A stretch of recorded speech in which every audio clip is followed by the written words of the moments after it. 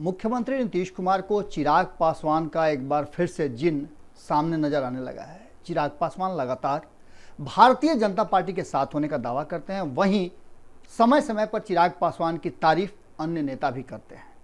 चिराग पासवान जब से उनकी पार्टी दो भागों में बटी है और इसके लिए जिम्मेवार वो नीतीश कुमार को मानते हैं, तब से नीतीश कुमार पर और ज़्यादा हमलावर हो गए हैं। हालांकि हमला पहले भी किया करते थे।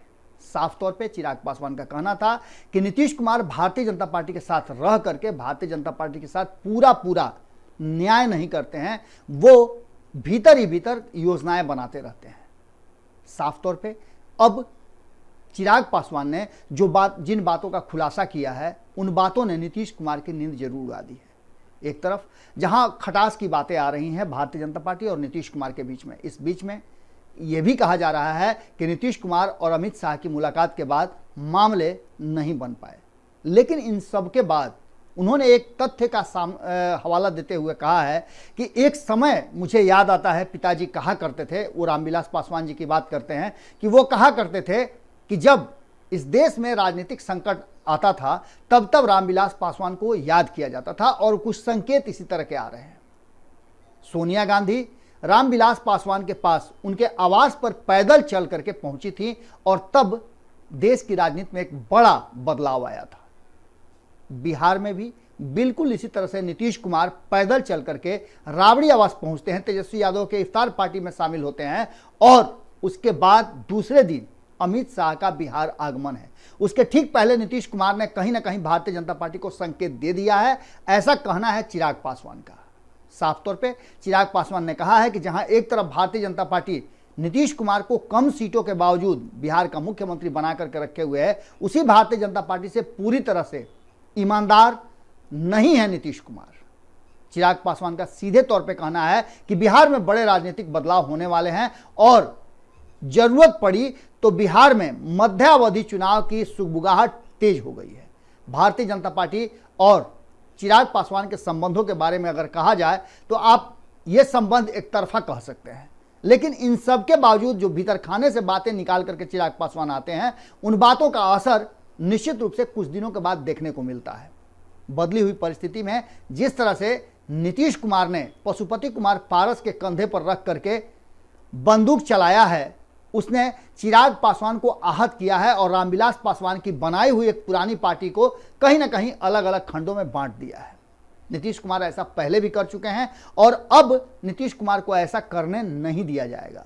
इसके साथ ही चिराग पासवान ने बहुत सारी बातों का जिक्र किया है। उन्होंने साफ तरीके से कहा है कि नीतीश कुमार कभी भी भारतीय जनता पार्टी को झटका दे सकते हैं। इसके साथ ही उन्होंने एक और बात का खुलासा किया है कि भारतीय जनता पार्टी भी पूरी तरह से अपनी तैयारी में लगी हुई है, मंथन का दौर जारी है और नीतीश कुमार अगर सही रास्ते पर नहीं है, पूरी तरह से ईमानदार अगर प्रदर्शन नहीं करते हैं, तो भारतीय जनता पार्टी मजबूर होकर के कोई ना कोई बड़ा एक्शन ले लेगी और इस एक्शन में इस बार नीतीश कुमार की स्थिति और खराब होगी। तीसरे नंबर की नहीं, बल्कि नीतीश कुमार का नामलेवा भी कोई नहीं रहेगा। यही कारण है कि नीतीश कुमार मजबूरी में भारतीय जनता पार्टी के साथ रह रहे हैं। वहीं दूसरी तरफ चिराग पासवान ने एक और बात कही है कि नीतीश कुमार भारतीय जनता पार्टी के कृपा पर मुख्यमंत्री हैं। आपको याद होगा कि कुछ दिन पहले ही जदयू के कई नेताओं ने कहा था कि नीतीश कुमार किसी के कृपा से मुख्यमंत्री नहीं है, जबकि इसी बात का जवाब देते हुए चिराग पासवान ने साफ तरीके से कहा है कि नीतीश कुमार भारतीय जनता पार्टी के कृपा से मुख्यमंत्री हैं और कभी भी उनकी कुर्सी जा सकती है।